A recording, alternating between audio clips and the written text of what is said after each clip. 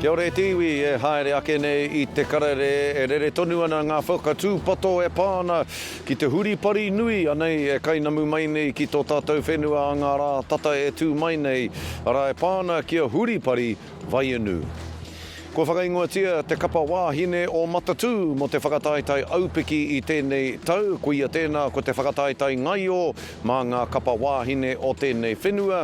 Me maia āmai I hoki atu nei ki Whakatāne I ngā rā tata nei I mua I tana rerengātu ki Colombia ki te tākoro mā te kapa tūru wīra Futupōro o Aotearoa.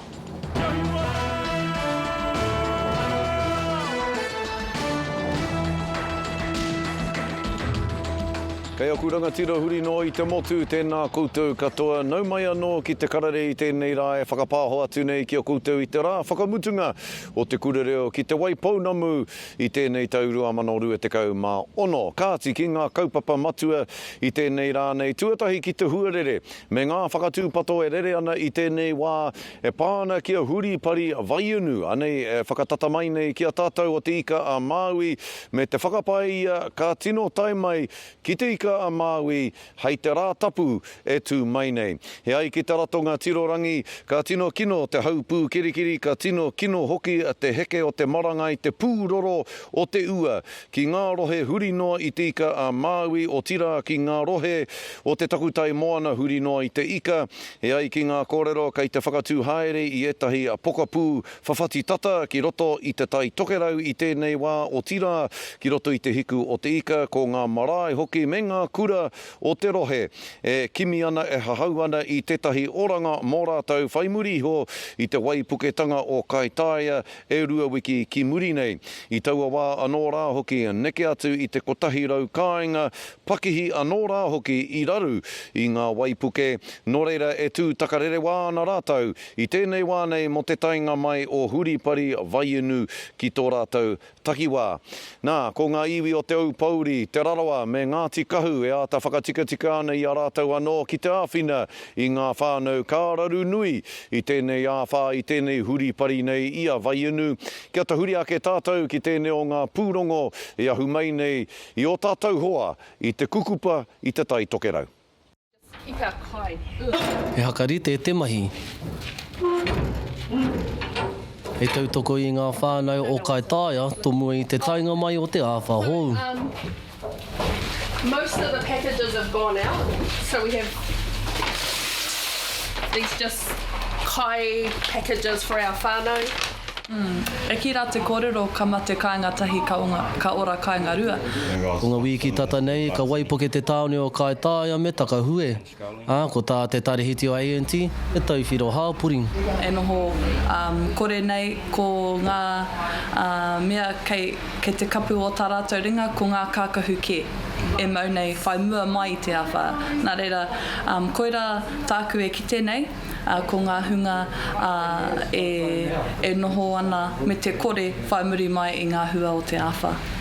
Yeah, I suppose the first time there was a lot of demand. This is the second wave and people are a bit more prepared. But still, you know, people don't have disposable cash where they go, oh gee, I better buy some extra kai because there's a storm coming.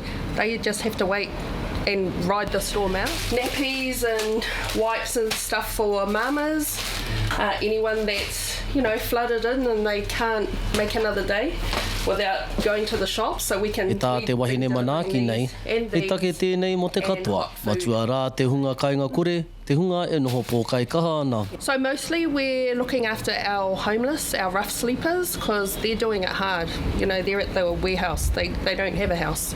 So, you know, making sure they got kai. And also we just like to check in on our elderly, make sure that they've got kai. Usually they're more prepared. E toro ana tēnei tarahiti I te ringa āwhina. Ngā ratonga tā mātou a ANT, he wāhi kōrero tuatahi ake, ka hau mai te whānau, ka mōhio pū tātou hea hara te take nui, he ratonga hauora tā mātou anō hoki, kei roto I te whare oranga, ko ngā wāhi pe atu ki te ao te māma, te ao te mātua, a tōna wā he ratonga whare ka kite akua nei. O tēnei wā, e noho mataara ana tēnei ratonga, tōna tikanga, ka tai mai tēnei āwha, te mutunga wiki. Joel Bristow, Te Kukupa. Te tūmanako ia kia haumaru tonu ngā whānau huri noa i Te Ika-a-Māui. Kāti ki tēnei pakihi e kia nei ko nau mai rā. He pakihi hiko tēnei i Wainganui a tātou Aotearoa nei. Ka mutu, ka tahi anō rātou, ka whakatūwhera i ngā kuaha o rātou whare hou. Hei āta poa mā rātou i etahi kiritaki hou ki tā rātou pakihi. Engari ko te hia o tēnei pakihi nei o nau mai rā. Kia tautu kia ki naki i te tautoko a ngā kiritaki kia rātou i roto i ngā tau. Ko tētahi o ngā kiritaki e hia nei rātou, kia tautoko hia ake e rātou, ko David Latele me tana wharehā kina BBM Gym. Kia tahuri ake tātou ki te pūrongo a Mārena Mane. Whitu tau ki muri timata ai anau mai rā me te hia o tētahi mokopuna kia māma ake te noho o tōna kuia. That for me flipped everything. So it turned in an instant from a desire to make money to a promise to my nan. Then you find out that there's more people like my nan and more nans out there that kind of need the model that we have. And so everything was built off of whether my nan could sign up. Whai muri mai I te whakatāre watanga o ngā rihitatanga kia pakari ai a rātou pūnaha I tautoko anau mai rā I tētahi mātā puna hiko e whakakotahi ana I te rāngai kia whai pūmautanga ai ngā whānau. It is kotahitanga. It's bringing the sector and the people with the solutions together in the same room at the table saying the real enemy here is energy hardship. It's not each other. So we need to connect here and work together so that the families that we serve are better taken care of. I tua atu I te hiko, ka whakahoki anō anau mai rā ki ngā hapori mā te tautoko I ngā kaupapa pēnei I te whare pakari tinana BBM a David Latele. Hei hāpai I ngā whānau. It's tough. You know, we saw a lot of food banks close down last year. The social side of what we do is always hard. The supply never matches the demand, which is the heartbreaking thing. But in terms of what we're seeing in our society as a whole, you know, I think of our society as like a woven mat, right? And it's just being ripped to shreds. It's only just holding on. But it's the people at the bottom that feel it the most. And you know, we're seeing, you know, so much pain and struggle. Mā te pūnaha whakahoki koha anau mai rā I whiwhi koha a BBM nā ngā kiritaki I kōwhiri I te whare whakapakari tinana hei kaupapa atawhai mo tō rātou hapori. The coolest thing about it is knowing that people went out of their way on their platform. It was not easy to find us on there, but they went out of their way to find our kaupapa and donate. You know, so that's amazing. I tā te kaupapa e tipu haere ana ko te wiro nui ko te taurite I ngā pēhanga pakehi mo tōna ū ki te kaupapa ki te hapori anō hoki. It did feel a little bit like, for me, like stealing the limelight, you know, because it was the whānau that did it. It felt awesome, but it would have been real cool if they could meet the families that chose him or chose the kaupapa. Hei tānau mai rā e mārama tonu ana tā rātou aronga he hiko utu āwhina e tautoko hia ana e te hapori whānui. Mārena Mane, Te Karere. Ko Māia Āmai, tētahi o ngā toki o te kapa whutupōro tūru wīra o te motu. I hoki ki Whakatāne I ngā rā tatanei mui tana whakaparirau atu ki te whenua o Columbia.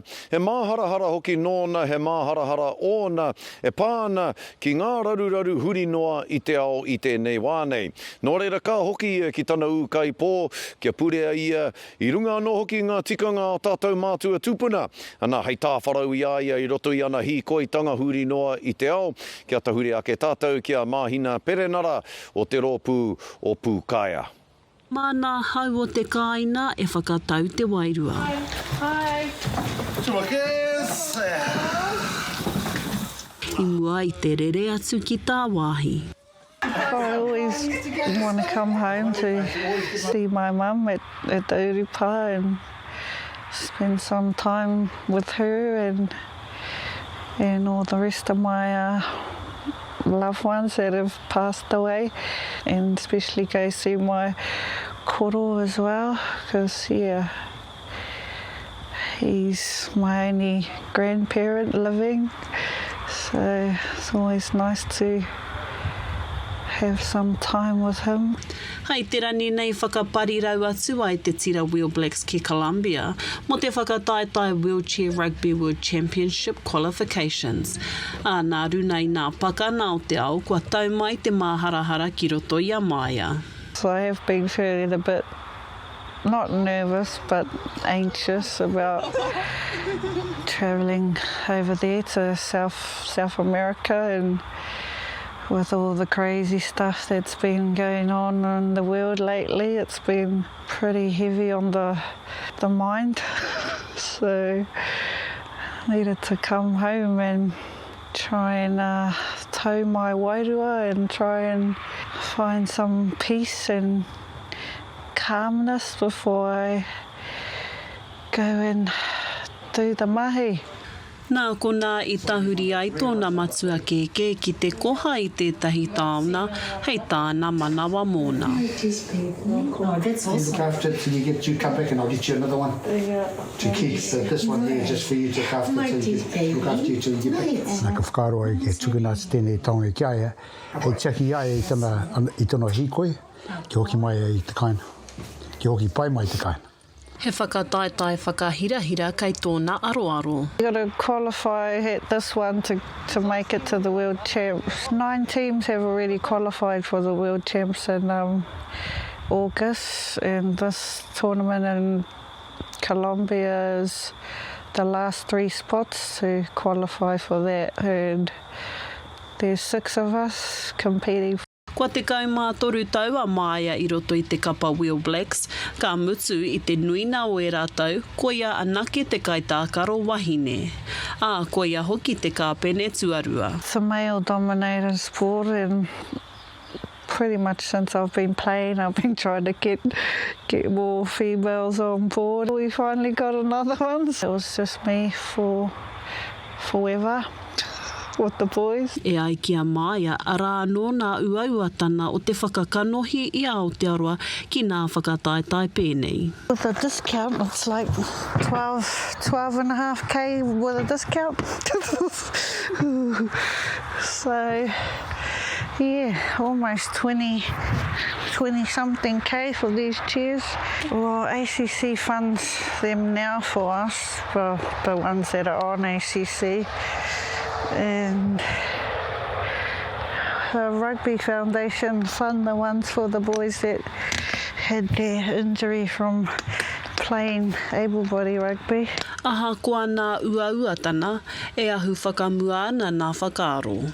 We're going to go there and win it, that's the goal. We've been training pretty hard and the team's looking pretty good and feeling pretty confident, so our goal is to go there and win it.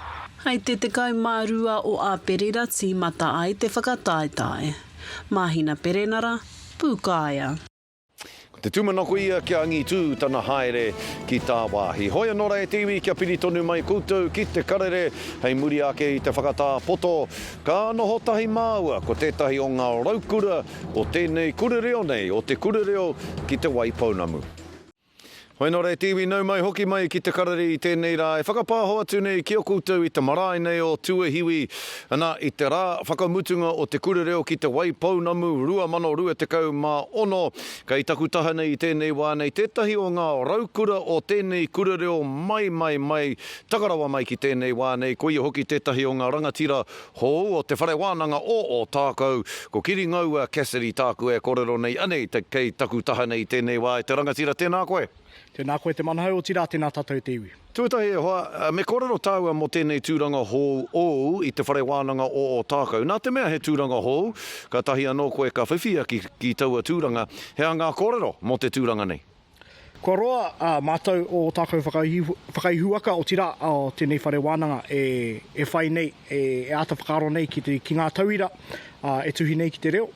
O tira, ki te wāhi, ki te arohaihai, ki te arotake I a rātou mahi, I ngā aro matawai ka tai mai, ki a mātou o te tumu. O tira, ka hua ki te whakaro, me whakatū tētahi tūranga e pai ai tā te tauira tuku noa I ana mahi ki te reo, te karawhiu noa I te reo, kia kaua e tū etahi taepa, e aukati ai te tauira Māori ki te tuhi ki te reo. No reira, ko te rongoa, ko te whai I tētahi, kei aia te taumata o te reo e tika ana ki te ātaro haihai, ki te ātaro take I ngā kaupapa katoa te whare wānanga o tira he ahuatanga e noho Māori ake ai ngā tauira Māori ki te whare wānanga.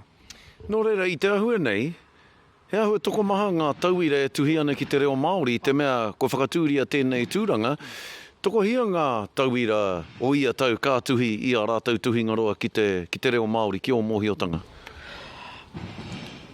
E hara I te mea he toko mahara wātu e tuhi nei ki te reo, engari kai te tipu, kai te piki, kai te whanake aua nama, I tēnei wā kua āhua te kaupea ngā pepa, whitu ki te kaupea ngā pepa, kai te ahua tohea etahi I tēnei wā. Hei arotake, hei māku. Koira te nama I tēnei wā. Ko te nuinga kātuhia ki te mita o ngaitahu, ki te mita rāne o iwi kē, pē hoki tō arotake I ngā momo tuhinga a mita nei, mena rā he mita tūturu ka tuhia e te tauira ki tana tuhinga roa, he uiwa rānei te arotake I tērā. Koira pia te paenga o te noho kēnei momo āhuatanga o te kura reo, ka whai wāhi atu ki ngā tū whai reo o tēnā iwi, o tēnā kaiako, o tēnā kaiako. Kua roa tāua e noho nei ki tēnei o ngā horopaki, e marama I tāua ki ngā āhua tanga o tēnā iwi. Anō reira, kei reira etahi e tuhi ana ki te mita o tātou nei o kaitahu, o tira ara I rā atu e tuhi nei ki o rātou ake mita. I korero koe mo te horoa o tāua ki tēnei kaupapa, te kura reo ki te wai paunamu. E wā, ka hoki o kumahara ki ngā tau ōmua, te wā I whānau mai ai koe, te wā e nohi ai koe I roto I tēnei kaupapa, ai nāianei ko koe tētahi o ngā raukura o tēnei kaupapa, o tira ko koe tētahi o ngā whakatīnana tanga o te kaupapa o te kotahi mano kaika. Pēho whakaaro I nāianei, I runga noi o mōhiotanga ki tēnei kurereo nei, pēhea nei te nui o te whanaketanga o te kurereo ki te wai paunamu I roto I enei tau katoa o tā tāua noho tahi ki tēnei kaupapa. Hea ngā momo whanaketanga ko ki tēnei koe I roto I ngā tau? Ko tāku e tino e ki tēnei aroha nei, tuatahi ake ko ngā kaumātua kaore I whai wāhi atu ki te reo ki ngā tikanga I te wai a ratau. O tira ki ātātou tamariki mokopuna e oma haere ana I tēnei o ngā marae. Ko taku tino whakahihi pia e kore aua tamariki e mohio ki tētahi ao I tū atu I te ao katahino tātou ka waihanga mō rātou. O tira ko kore rātou e mohio ki tētahi ao kaore I rere Māori noiho nei tō tāua reo, tō tātou reo. Nō reira, koira tētahi o aku tino whakahihitanga. Aotira, koira hoki tētahi o ngā aronga o taku tohu pairua I tēnei wā, kei te whāia au tērā tohu. E aro pū ana ki te kaupapa ko taku aronga I tēnei wā, ko te whakahoki, ko te tāututu, ne? Ko te whakahoki I ngā mihi ki te kaupapa. Nāna hau I whakapakeke, nāna hau I whāngai. O tira, mātou ko taku reanga. Tēnā koe. Mihi nui ana ki a koe kiri ngaua, nōku te honore I mohio ai au ki a koe I roto I enei tau katoa, takarawa mai ki tēnei wā nei Anei, noho tahi nei tāua. I roto I tēnei kaupapa whakahira o te kura reo ki te wai paunamu. E korero ana koe mo tō tuhinga a pairua, te tūmanako he tino rawe tō kaiarataki. A tāku tarangi mā tāmua, engari mohi au, ki te he ana mahi, māku koe tautoko ki ata tuki ai a koe. Mihi ane kia koe, e te rangatira tēnā koe I o kōrero I tēnei ahi. Hoi nora e tiwi, e whai ake nei, a muri ake I ngā whakatairanga, ana ko te whakatepenga o te karare I tēnei rā, tēnā kia mau tonu mai. E tiwi hoki mai anō ki te karare, anei ngā tohu huarere, kei mua I a tātou.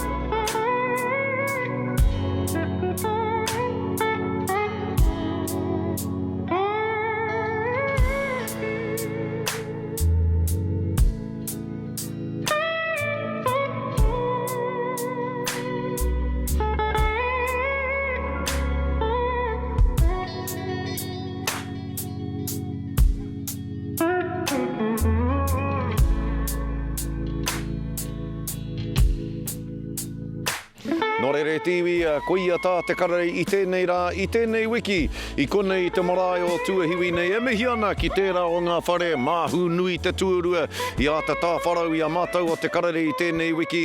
Hoi anō, ko te mihi nui ki o koutou ngā iwi o te motu, e mātakitaki mai nei te karare, kia haumaru, kia tāwharau koutou I a koutou anō, ngā manaakitanga o te wā, huri noa, tūrou parea, tūrou Hawaii.